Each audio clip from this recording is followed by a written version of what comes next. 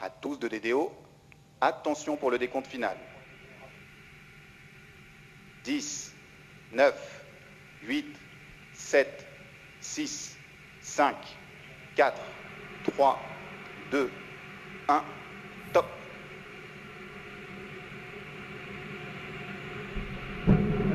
Allumage Vulcain, allumage des deux EAP et décollage.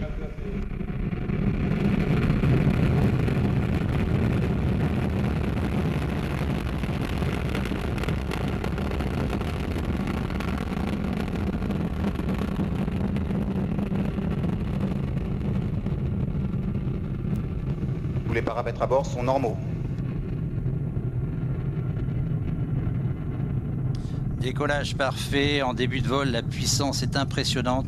1300 tonnes de poussée sont en train de propulser Ariane 5. Après une montée verticale de 5 secondes, le lanceur a basculé vers le nord-est. Il maintient ainsi son attitude pour garder l'axe du lanceur parallèle à la direction de sa vitesse, et ceci pour minimiser les efforts aérodynamiques, et ce jusqu'au largage des deux EAP. On a passé Mach 1 en 48 secondes à l'altitude de 7 km. La pression dynamique maximale a été atteinte en 1 minute et 8 secondes.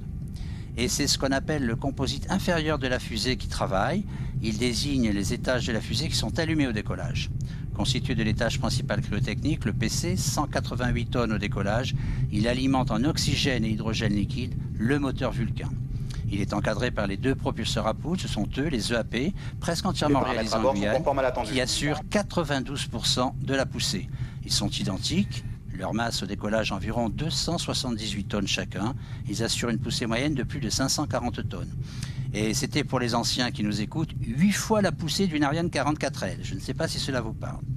La hauteur est équivalente à celle du petit lanceur Vega, soit 31 mètres. Ils sont composés d'un tube métallique contenant le propergol solide, la poudre ou perchlorate d'ammonium et d'une cuillère. Et chaque EAP consomme 2 tonnes de poudre par seconde. Et vous l'avez compris, une fois allumés, les EAP ne peuvent pas être éteints, d'où le danger en cas de défaillance.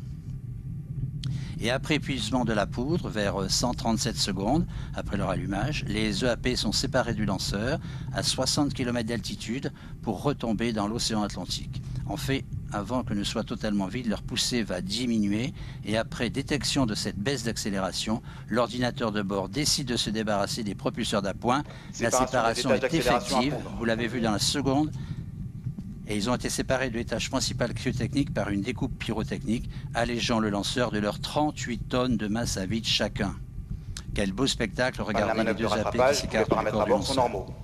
Alors pour éviter toute collision, les propulseurs vides sont écartés du lanceur à l'aide des petites fusées d'éloignement.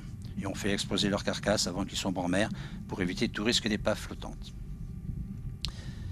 Après la séparation des EAP intervient très vite, dans la minute, la séparation de la coiffe. Alors l'ATV était protégée de toute pollution, de tout danger et de tout échauffement pendant la phase d'attente au sol par cette coque en matériaux composites que l'on appelle la coiffe et qui est construite en Suisse par RUAG Space.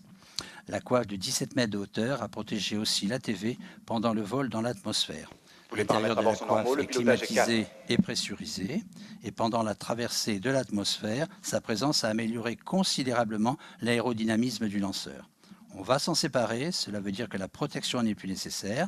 On a dépassé les couches denses de l'atmosphère au-delà de 100 km.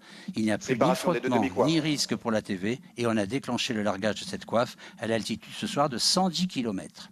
Voilà la coiffe qui se sépare. Vous avez les deux demi-coiffes qui s'éloignent comme deux grandes ailes qui battent dans le vide.